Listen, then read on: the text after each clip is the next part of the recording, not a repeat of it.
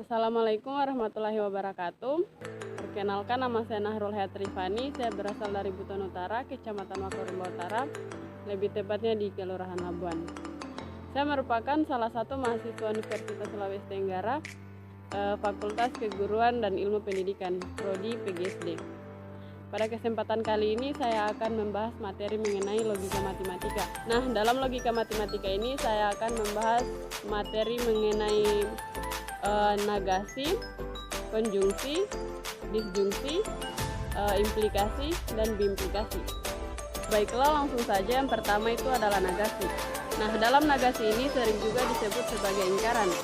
Lambang negasi dilambangkan seperti gambar di samping. Kemudian, negasi ini mempunyai nilai kebenaran yang berlawanan. Dengan demikian, nilai kebenaran dari suatu pernyataan yang bernilai benar adalah salah, dan nilai kebenaran dari suatu pernyataan yang bernilai salah adalah benar. Berikut tabel nilai kebenaran pernyataan negasi beserta contohnya. Adapun contohnya yaitu P bilangan yang habis dibagi dengan 2 adalah bilangan genap. Kemudian negasi P adalah bilangan yang habis dibagi dengan 2 adalah bukan bilangan genap. Baiklah, langsung saja yang kedua. Yang kedua itu adalah konjungsi.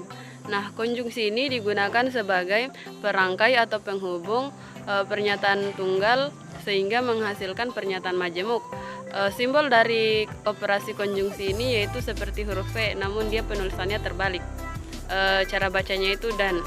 Kemudian nilai kebenaran dari operasi konjungsi ini apabila suatu komponen pernyataan majemuk bernilai benar dan bernilai salah, apabila salah satu komponen pernyataan majemuk bernilai salah. Berikut adalah tabel nilai kebenaran pernyataan konjungsi beserta contohnya. Contohnya yaitu P sama dengan 10 kurang 1 sama dengan 9 dan Q sama dengan 9 adalah bilangan ganjil.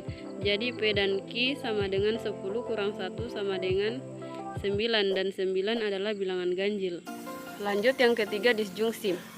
Disjungsi ini sama dengan konjungsi, di mana sebagai perangkai atau penghubung suatu pernyataan tunggal sehingga menghasilkan pernyataan majemuk.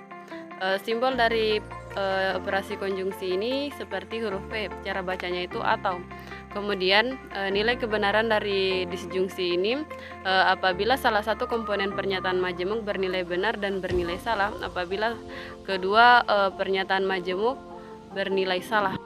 Berikut adalah tabel nilai kebenaran pernyataan disjungsi dan contohnya. Contohnya yaitu P sama dengan 7 kurang 7 sama dengan 0 dan Q sama dengan 0 adalah bilangan caca. Jadi P atau Q sama dengan 7 kurang 7 sama dengan 0 dan 0 adalah bilangan caca. Kemudian yang keempat, implikasi. Implikasi ini digunakan sebagai perangkai atau penghubung pernyataan-pernyataan tunggal sehingga menghasilkan pernyataan majemuk. Kemudian kalimat operasi implikasi ini berbentuk jika maka dan dilambangkan seperti anak panah.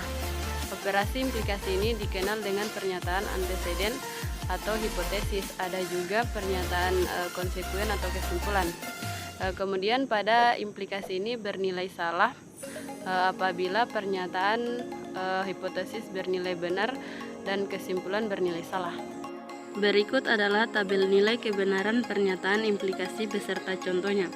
Contohnya yaitu P sama dengan segitiga X, Y, Z adalah segitiga sama sisi adalah benar.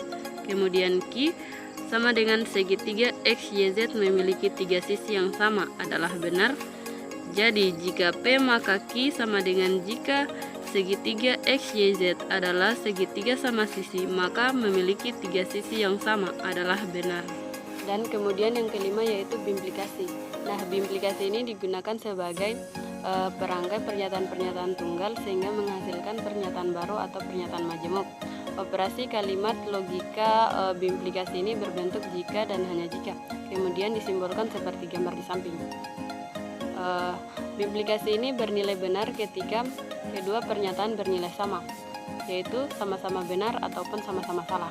Namun nilai biimplikasi ini akan bernilai salah apabila nilai kebenaran dari kedua pernyataan tidak sama, yaitu nilai kebenaran pernyataan P tidak sama dengan nilai kebenaran pernyataan Q.